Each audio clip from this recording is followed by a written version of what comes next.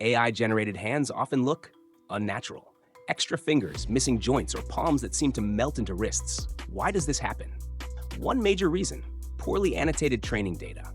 If the original dataset has mislabeled hand structures, the AI learns those mistakes. Fixing these errors starts with precise annotation.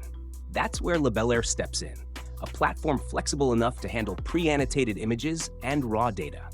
Let's see how it works. Here's a pre-annotated hand image uploaded via SDK.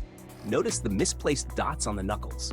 These errors could confuse AI models.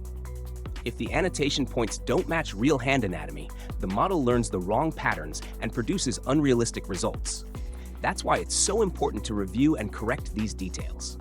So yes, corrected them by simply dragging the key points. You can create new objects too if something necessary is missing. Like the wrist here. And if you want to delete something unnecessary, simply select the annotation and press the delete key. We also provide an option to adjust the radius and transparency of the dots. Once annotations are fixed, use the classification feature to tag this image. We know that it's a left human hand, so let's classify it. So whether you're migrating from another tool or starting fresh, Labellerr adapts to your workflow.